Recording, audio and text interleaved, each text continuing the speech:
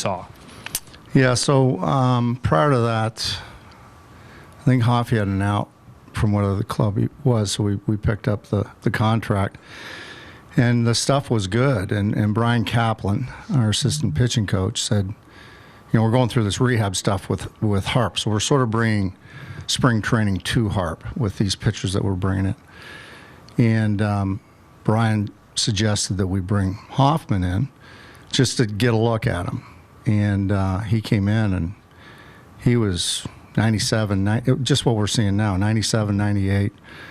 Really good slider. Harp said he was filthy, and consequently, Jeff had another out from us like maybe a week later, and so we brought him up instead of him taking the out, and he's been really, really good. Howard in the front on the left. I know you spoke about Craig Kimbrell yesterday. Then you said you were going to speak to your pitching coach. I'm trying to be delicate with this question. Please be delicate. Okay. I always am. Why would he be in a late inning situation with the way he's pitched probably for the last couple of months? Well, it's not necessarily going to be a late inning situation. So we'll see how the game works out, and I would like to give him a little bit of a breather.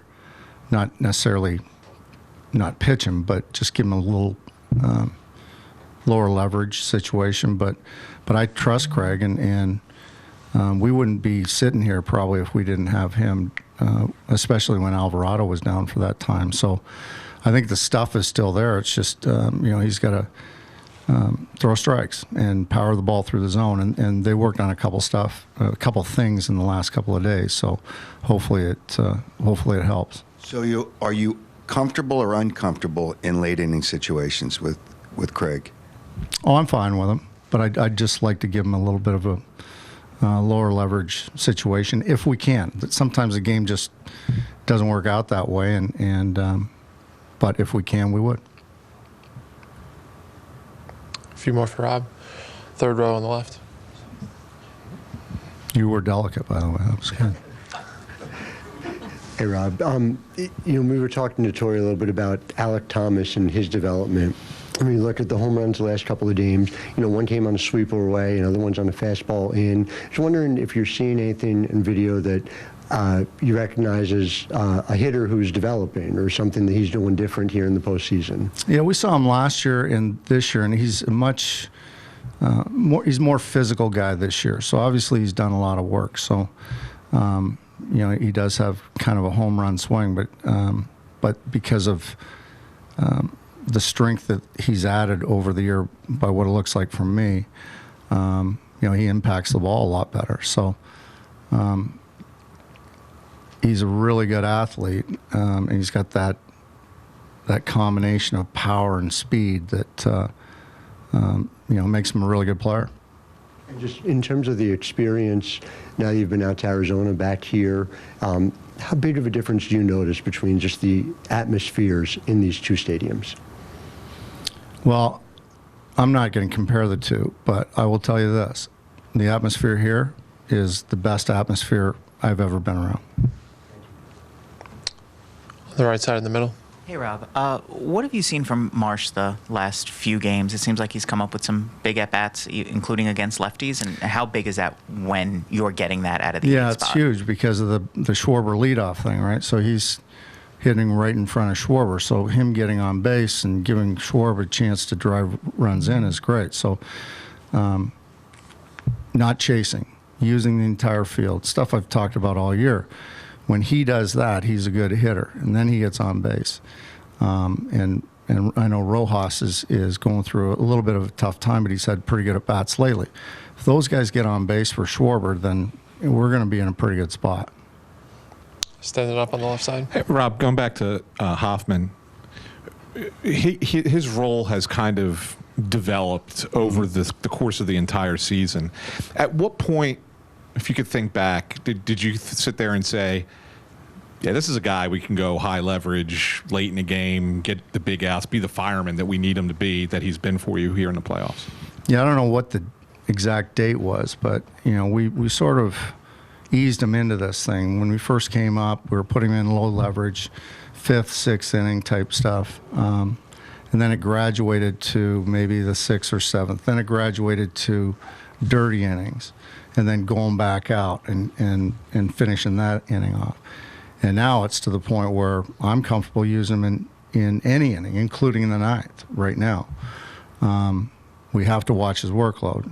I want to make sure he's okay today because he's pitched 3 out of 4, 4 to 5, 4 to 5, 4 to 6 right now. So, yeah, I have the way he's throwing the ball right now. What a great pickup, number one, by our front office, and the development of the split to get left-handers off him a little bit.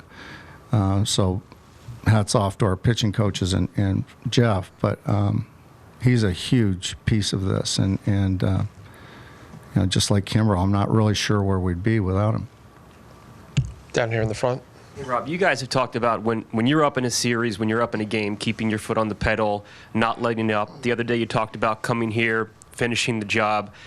As you're in the driver's seat, 3-2, with tonight, potentially tomorrow at home, what's the vibe of the team right now? What's the mentality of the team right now?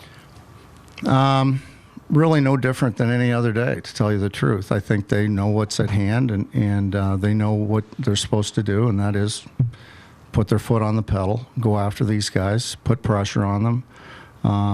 But I don't think they're overconfident. I don't think they're anything other than they normally are on any other given day. They're complete pros and pretty experienced at this. Any last ones for Rob? Take one more on the left side.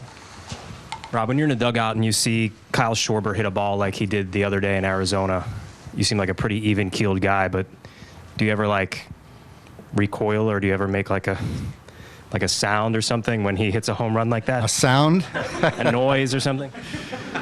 It's pretty impressive. It's the ball he hit off of Darvish last year in San Diego was just, I don't think I could have made a sound because I was in such awe.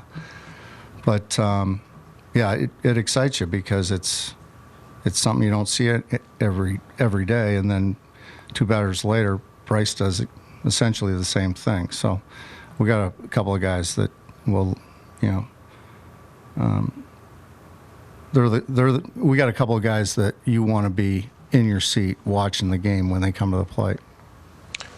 Take one last one on the left side in the middle.